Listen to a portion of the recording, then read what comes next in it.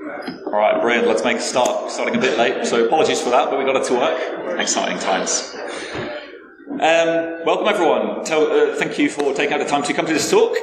You may be familiar with the term, you can run, but you can't hide. But today, when we look at command line obfuscation, we will challenge that notion by looking at how you can run and hide.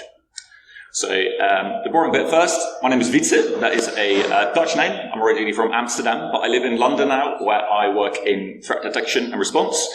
In that role, I see a lot of command line obfuscation, and I thought I would share some of these insights with you. So hopefully for people on the defensive side, like myself, I get a lot of inspiration to look at your own detection rules and how you look at detecting the badness. For those on the offensive side, hopefully some inspiration as to how you can make my life and other defenders' lives a lot harder. Yes, I'm involved in a number of open source community projects. One of them is the LawBAS projects, which will also feature later. So, hopefully that also gives some inspiration. And I'm very honored to be able to add this conference to my list of places I've spoken at. So thank you very much for having me. All right, so let's just dive right in. As I said, we started a couple of minutes late, and I don't want to keep you from lunch. So let's dig into the good stuff. So command lines. Let's start very basic. What are command lines? Because I know some of you are very technical, some of you might be completely new to the field. So when you start a process on your computer, there is always a command line associated. Basically, it's a bunch of parameters that tell the program what you want to do from the very start. Whether it's a GUI application or a terminal application, it's very useful information for that program because it can change the flow based on what you tell it to do. So a couple of examples here for a Windows perspective. If you just call notepad.exe, there's not any arguments, but that is still a command line. It's one argument, just the program, but it's still a command line.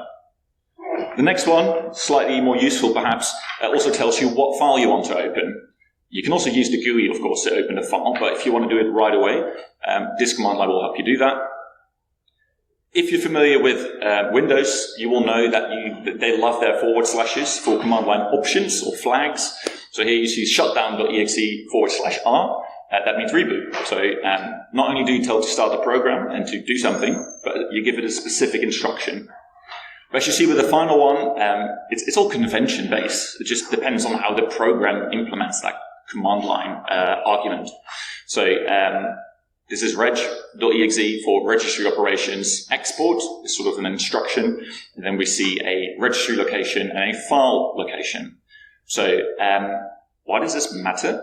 Well, for threat detection, right, command line arguments tell you a lot. Even those examples I've just shown you, right, we walked through them. Like, by just reading them, you don't even need to see what the program did, because the command line arguments tell you what the intention was. That first one opens just Notepad, but with that second one, you know the intention was to open hello.txt. So if you're a defender, you will know, like, detections built off command line arguments are super useful, because they tell you a lot, they tell a story. Now, you can also imagine that if you are a defender and you try to get away with your evil activity, you try to masquerade what you're doing. You try to hide what you're doing because you don't want to stand out. You don't want to be detected. You want to stay under the radar. So when I talk about command line obfuscation, which is the topic of this talk, it is the trying to hide or masquerade what you're doing, but still executing the thing you want to execute. So that sounds a bit high level still, but I have plenty of examples across Windows, Mac and Linux today, so hopefully it will come to life a bit more. Now again, why does this matter? You want to stay under the radar, but why? Well, many EDR tools, AV tools, and obviously if you do threat hunting, you will very often rely on these command line arguments to find the thing you're after, the bad behavior. You look for a process and a certain keyword or sequence of keywords. That's how you define an activity of interest very often. As an attacker, finding a way to achieve the same thing, I don't know, dumping a process's memory or disabling some security feature in a way that doesn't use the normal keywords is therefore super useful, right? So that's why command line obfuscation matters. Now, enough high-level talk. Talk is structured as follows. We start with Windows because most of you will defend some Windows machines, hopefully. So we'll talk at the start a bit about what command lines typically look like. I will have 4 practical examples of processes that are on every Windows machine that you might use as an admin, but that attackers also like to use as a living off the land sort of situation. And I will show you a number of ways in which, with minor tweaks, you can bypass detections. And I will show you by looking at actual security tools as well as open source detections to sort of prove that the minor changes we make actually do bypass stuff. So we start with Windows, some Linux then, and then at the very end, hopefully we have time, a simple Mac example, but just to show you that it's not specific to one technology. Cool, so some of this we already discussed, but on Windows, command lines, what do they typically look like? Well, forward slashes, already mentioned it. Typically, you see them in this structure, ping /n1, cmd /c, that sort of thing. So lots of forward slashes, but sometimes programs, system native programs, also accept the single hyphen or dash. If you use Windows, you will also know that a lot of this stuff is case insensitive. So file paths, for example, doesn't matter if you do it uppercase, lowercase, doesn't matter. And programs often do that too. So these commands here for ipconfig, they all result in the same thing. Doesn't matter. Like the program doesn't care. Thirdly, double quotes, used a lot. I will have a number of examples later, but what I mean by that is that if you have a space on the command line, for example, it's very often that you quote the entire argument with double quotes, you wrap it in double quotes. That means that the program understands that you include spaces. More than Linux and macOS, for some weird reason, Windows loves the double quotes because you can put them in various places. How you can abuse that, we will see shortly. And then the final point is really important. All these things here are observations and conventions. None of these are rules. There's nothing in Windows that forces you to write a program that is case insensitive or that only accepts forward slashes. It's just convention. Lots of built-in programs do it, therefore lots of software developers for Windows do it, but if you want it to be case sensitive, you can. If you want to use a hyphen, you can. The point, therefore, is that between these system-native programs, there's no hard line as to, like, this is how it works. Depends on who wrote it, depends on when it was written, and that means scope for abuse. So as promised, for Windows, we will be looking at 4 built-in tools, often used. PowerShell first, we're going to be looking at option characters, MSI exec, C-script for Unicode stuff and double quotes.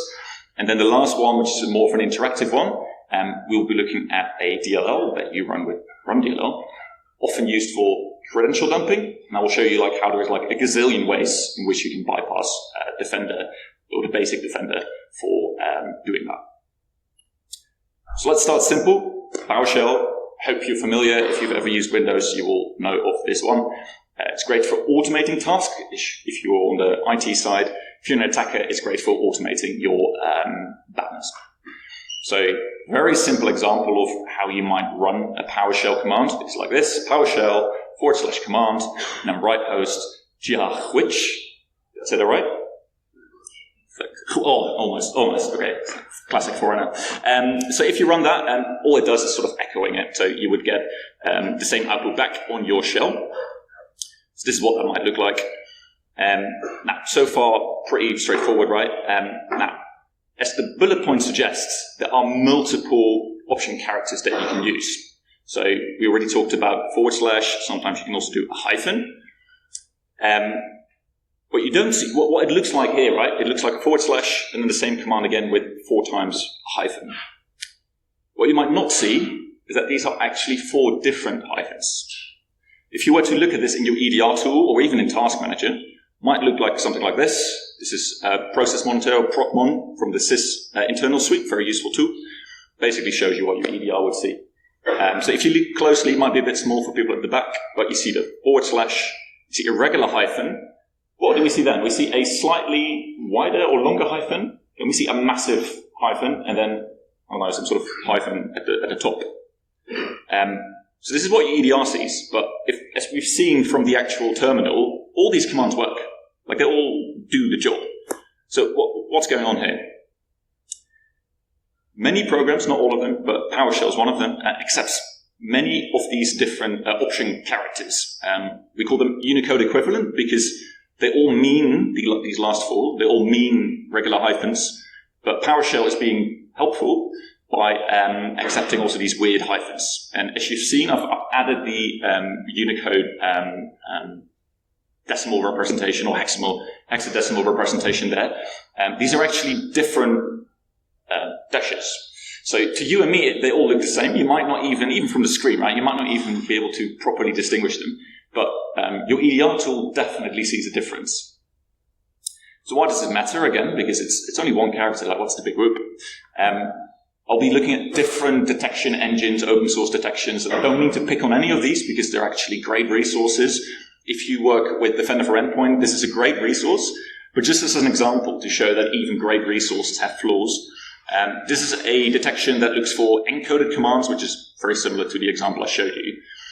But in doing so, it looks for hyphen encoded command or hyphen ENC. If we now look at that very simple demo I gave earlier, if you use any of the four other alternatives, even just that /, right? But if you use these special dashes, this rule would not fire. So you can have amazing detection logic in there. It's like literally changing one character that a human could not even distinguish. You might fool a detection like this. So I hope this gives you an idea of what command line obfuscation is about. It doesn't have to be very complicated. It can be very simple. Cool. Related example, next one, MSI exec. The Microsoft installer executable can be used for installing packages. Again, system admins do this a lot to put software on your machine. Attackers also like to use this because MSI exec is built in. And if you want to use, well, you can install malware with it, I guess. But what they often do is install legitimate tools, say AnyDesk, a remoting tool, using this utility, and then configure that so they can use that legitimate tool for bad purposes. So we've already talked about the option character, so I'm not going to bother with the /. But what about other characters? Right? We saw that hyphen had multiple command line equivalents. Can we do that with other characters as well, perhaps? So look at the screenshot. We see the same thing I put there, MSI exec / package, and then AnyDesk in this case. But as you can tell, the A's are not normal A's. There are these weird superscript A's. And within the Unicode range, there's actually a separate character. It's not some sort of weird formatting, it's a character. MSI exec is one of the executables that is, again, being helpful by saying, well, you gave me a superscript A, but you, of course, meant the normal A. So I'm going to press ahead anyway and just pretend you said A. So weirdly enough, if you run this command, it does the thing you would expect it to do. It would install AnyDesk. Yeah, you can already see there on Procmon again. Even on your terminal, you might think, oh, it's just weirdly represented on my terminal. Your EDR would see the tiny A's. So again, if you have a rule looking for the word package, it's not going to find this. So very similar technique to the previous one, but again, consequences could be pretty big. Now we're going to look at what I think is the most problematic one, because this is the most universal one. That Unicode trick, that really depends program to program. This one is, I want to say 95% of the built-in programs has some sort of issue with this, the double quotes. So cscript is a built-in tool for Windows script host scripts. It's a whole mouthful, but it's basically running VB scripts and JScripts. Historically very useful for automating tasks. Nowadays with PowerShell, Microsoft really doesn't want you to use these anymore, but attackers obviously still do. The great thing is that it's not properly logged, so attackers still love using cscript, which is the console or terminal version of executing these scripts. What an attacker might execute is something like this. So you see cscript, /no logo, that's just to get rid of the banner. Then /e for engine, VB script, which tells you following script, even though it doesn't end with .vb, is a VB script. And then the path to some file. The file I'm using only echoes hello world, nothing fancy. But have a look at this. So the top one is just vanilla, right? That's how most of you would execute the script. If you want to, part of the argument, you can wrap them in double quotes. So that second one doesn't look even too crazy, but it says E : and then VB script wrapped in double quotes. But as you can tell, that still works. if you look at the following examples, again, I probably don't need to explain what's going on here. By just adding an arbitrary number of double quotes, they have to be a multiple of 2. But if you just keep adding double quotes, C-script is being nice to you and just sort of filters them out, tries to interpret them, double checks if there's no spaces and stuff, and then just presses ahead. Now, you might think this is what it looks like in your terminal. It's just a cmd.exe thing. But no, these double quotes is, again, what your EDR would see, and that is problematic. So yeah, here again you see it. This is not just in your terminal. This is literally what your defending tool would see. So again, what's the big whoop here? Now, most command line-based detections look for keywords. This is one taken from the Sigma project. I hope you know that. If you're not familiar with it, honestly, write this one down.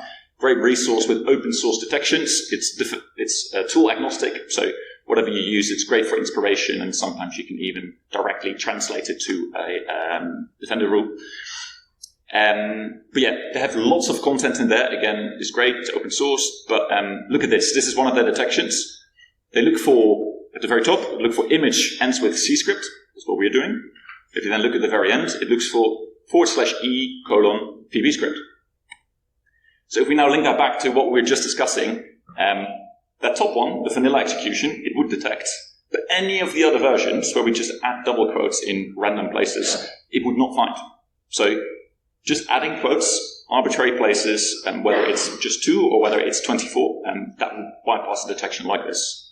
So, yeah, as I said, I'm most worried about this one because it's omnipresent in lots of Windows tools. And it doesn't really stand out as an analyst either, right? If you see someone using double quotes in a command line, you just shrug. But it could really break some of your detections. So please be aware of this one.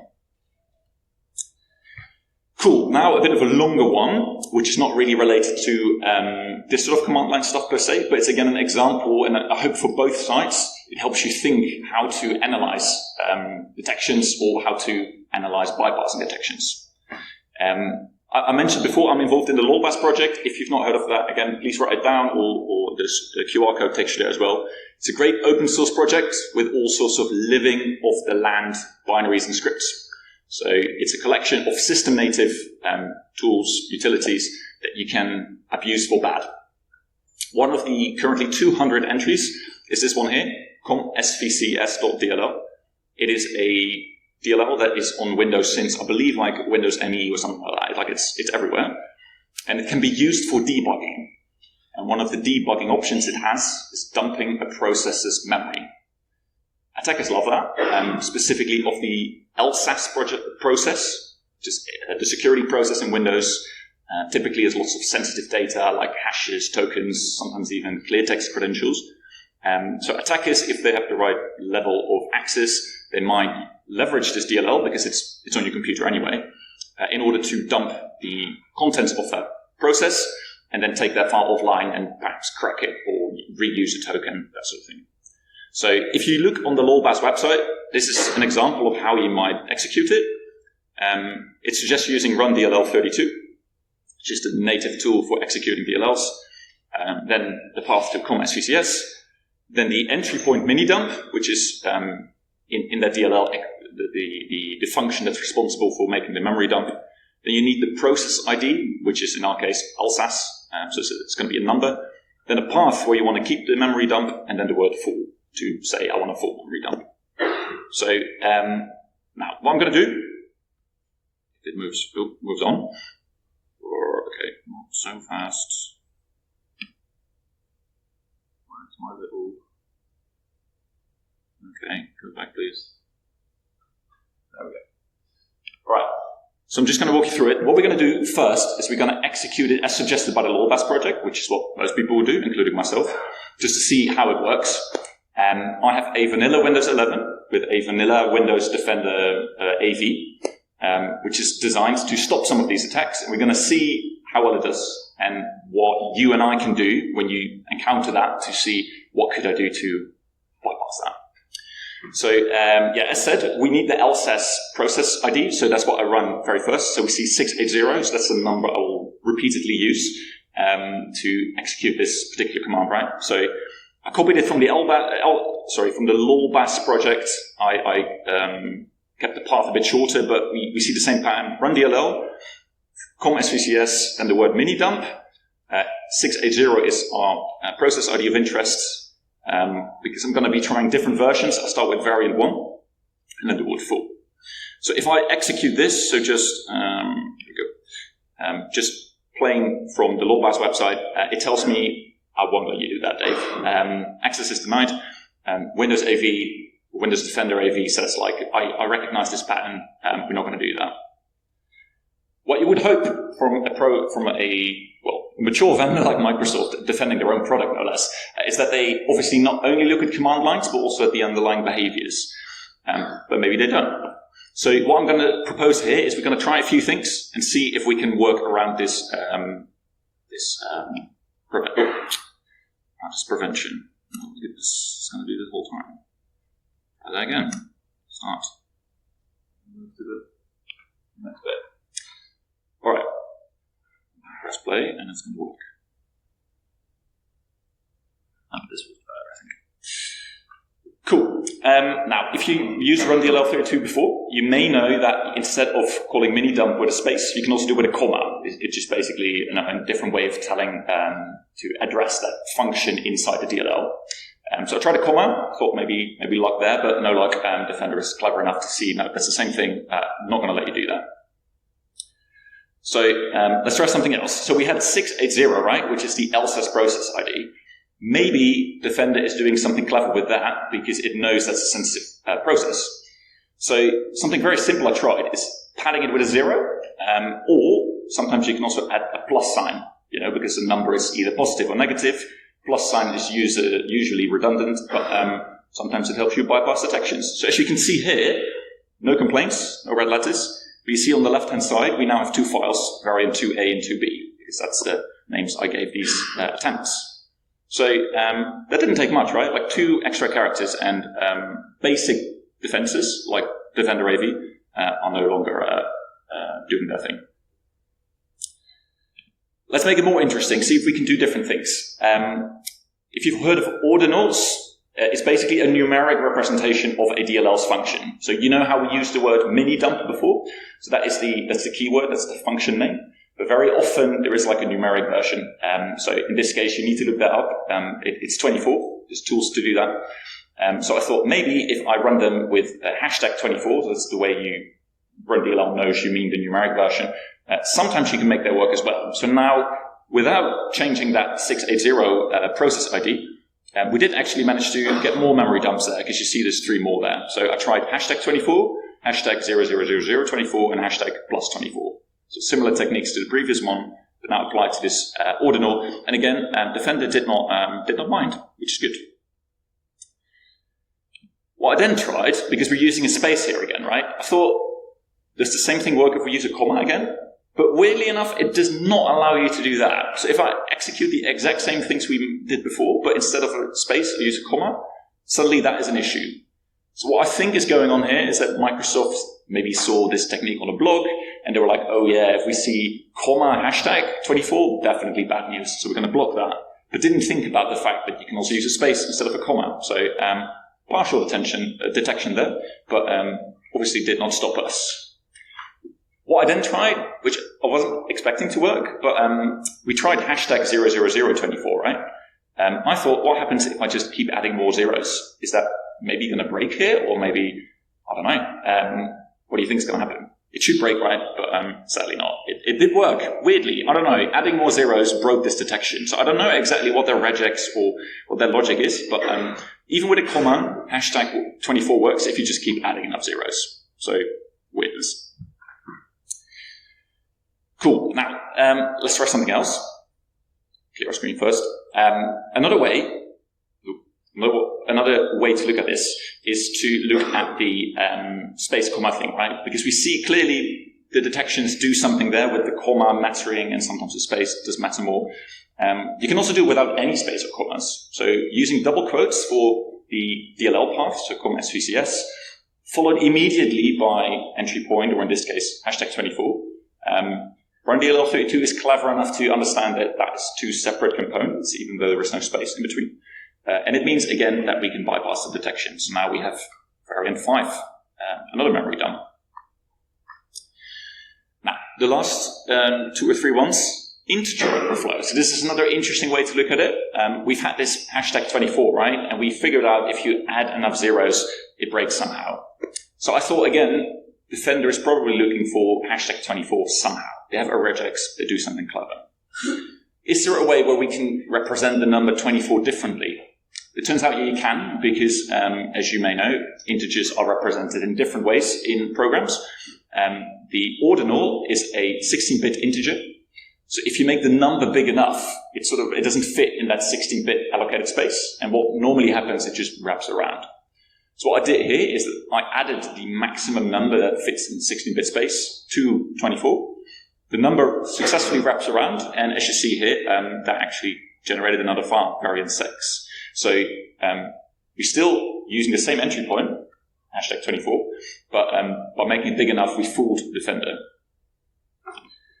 And then I think the next one is, it's kind of the same thing, it doesn't really change anything, but you can do the same with the process ID. We know Defender cared about the process ID, so we can do the same trick with the process ID. However, that is a different type of integer, so it's a D word or unsigned long. So the number that fits in a process ID space is a lot bigger. So we can still see that you need to add like 4.2 billion to 680. But again, if you add that, memory dump still gets created, and again, you might fool Defender there. So these are all the ones we tried. You see a couple failed, and also like some of them are very similar. So it's also not like, it's not like, how many is it? 5, 9. So there's 9 ways of bypassing it. Some of them are slight variations of the other, but I hope you can see here, right, that if you do the standard thing, you look at the thing on the blog or on the security report, the CVE that you read, that does the thing. As a defender, you might think, oh, I've got it covered now, all done.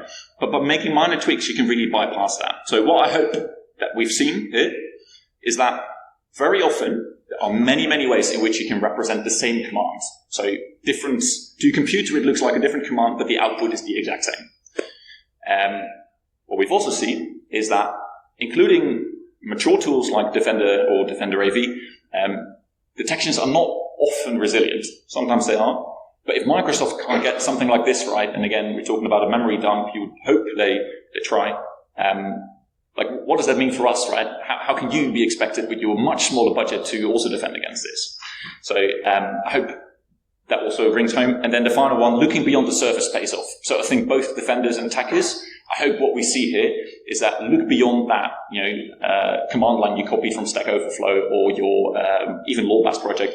Think about what else could you do to bypass the detection and make sure you are resilient. That was Windows. Now some Linux time. Again, let's start talking about conventions. So if you know Linux, you know it is different from Windows. No forward slashes there for command line arguments. They'll be bonkers because those are represented as file paths, right? The forward slashes. So no, on Linux, almost exclusively, things are hyphen-based. Very often you see the long version with the hyphen, and then a very descriptive verbose name. And sometimes you see the more compact single hyphen and then a single letter, typically. What is really annoying, and I don't think I have time to talk about that today, is that, again, to help users, sometimes you can sort of compress multiple single character options in one. So if you have hyphen A, hyphen B, hyphen C, very often you can also just say single hyphen ABC, and the program knows that you mean 3 different commands. From a detection point of view, as you can imagine, that is a bit of a nightmare, because imagine you're only interested in hyphen B, because that's a bad switch. Well, good luck writing a regex for that, right? You're going to have tons of false positives, so not fun. Great for users, terrible for defenders. And then the fourth point, again, I won't go into too much detail today, but what is very notable difference between Windows and Linux is that in Windows, command lines are proper strings, whereas in Linux, they are arrays. So you pass them as a collection of multiple inputs. You might think that's, in the end, not a massive difference, because especially when your EDR is going to end up as a string anyway, but it does make a difference. So it is slightly better designed in that way, but as I said, it doesn't mean it's necessarily better, because the final point, as we've seen before, the implementing program decides. Linux is also often case sensitive, but it's not a rule. If you write a program for Linux, there's no one who forces you to do that. If you want to make it case insensitive, you can. If you want to use a / for a command line tool, you can. So ultimately, again, it's down to the person who wrote the program. And I'm going to show that by looking at 3 examples, base64 and XXD, which are both string encoding and decoding tools. And then we're going to look at netcat for IP address madness. So let's start simple again. Base64 is a tool that you may have used for encoding and decoding content. Very simple. On my version of Ubuntu 22.04, this is what it could look like. You give it a blob, echo something, and then you pipe it into base64 -- decode. One way of doing it. If you've looked at the screenshot, which you probably have, you can see there that I have tried 6 different commands, plus the short term or the short line version. It turns out that the word decode doesn't have to spell decode. It can spell decode, dec, de. Even -d works, despite there being a short version, which is just -d. So once again, we see here that we found 7 different ways in which we can express the exact same command. And you might think, well, okay, leaving letters out. Before you were talking about adding letters, now you're making a big deal about leaving letters out. Like, what are you on about? Again, if you use Splunk, great resource, resource.splunk.com. Splunk team does a great job there. But it's again an example where they are looking for suspicious base64 decoding. And what they're looking for is base64 space -d or base64 space -decode. I hope you agree, if you look closely at the logic and my screenshot, that it would successfully find the first one, and it would successfully find the last one, but it wouldn't find any of the other ones. So again, leaving out a character sometimes can actually bypass the detection. So small changes, big results. And you might think, oh, that's just base64, and who really does use these weird long-term, long versions? Well, again, we've seen here, by using the long version and then leaving out a character can bypass the detection. These tools here are confirmed to also have that logic and also use or accept these sort of abbreviated long-form arguments. wget, curl, touch, ln, ls. If you use Linux, you probably have used one of these commands today, and if you're an attacker, you will definitely use one of these commands. So it does matter, right? So again, widespread problem and not necessarily a straightforward solution unless you're aware of the problem. Let's move on. XXD is another encoding utility. So base64 was for base64 encoded content. XXD is one for hex content. So what you typically do is you pass it a string with hex content. So all these characters go up to the letter F. And then in this case, it decodes to hey B-sides Dublin. Now, in order to decode with XXD, you need 2 options, -p and -r. Now, we touched on this at the very first slide of this section. What should happen if you run XXD-P ABC-R XYZ? You might think, well, it might error because -a doesn't exist in this content, or maybe it's going to give you a warning, or maybe it's going to execute, it's going to look for an option that's called PABC. Sadly, it does not do that. Have a close look at what it says here. What is going on here? What turns out is that it only looks at the first character and then it blatantly ignores whatever you put after that word in the same sentence. So this command, XXD-pub should serve red breast whiskey, is a valid command. And it's not because that's some sort of magic word, but it's because it starts with a P and it starts with an R. So I think this is the worst kind of command line passing weirdness, is where it just ignores whatever is after that. Because what does that mean? It basically means that there is virtually an infinite number of acceptable command line options that translate to the exact same output. So how are you going to defend against that, right? Again, you need to be aware that this is a thing. So to be fair, very few tools that have this flaw, but a tool like XXD, that can lead to misdetections. And what is even worse is the thing on screen here. I think you can make decoy commands that not only fool a machine, but they can fool you. Because if you have an EDR detection and you see this on your screen, right, it says XXD-print equals some path and then read only is true. Right, You might be like, oh, I've never seen that before, but it looks like it's trying to, print something to the terminal, and it's only doing that in read only. But these are not valid options. This is just -p and -r. I fooled you into thinking it's doing something else because it looks very, Linuxy. So, again, this can be a problem because if you're not aware, you might fool your analysts as well into thinking that the command isn't that harmless or is doing something completely different, whereas in practice, what it's doing is, in this case, decoding the command. Cool. I'm going to make some more progress. So, IP addresses, we have netcat here, which is mostly a built-in tool, not an every distribution, but it's great for testing network options. So a typical execution might look like this, NC, followed by the options V and Z, V for verbose, and Z for, I don't know where the Z came from, but it's like reports the connection status. And in this case, I'm asking if the IP address 8888 has port 53 open, which is DNS. So in this case, if you run it, you see that on your screenshot, it tells me, yes, I could reach 888 on port 53, and that is DNS.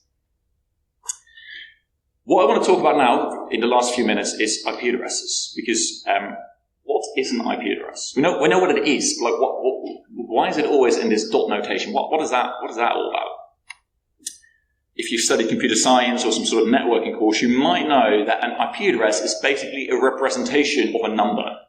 Every IP address is just or IPv4 anyway, in particular, it's just a number. It's just a clever representation to make it less error-prone or easier to remember. I don't know.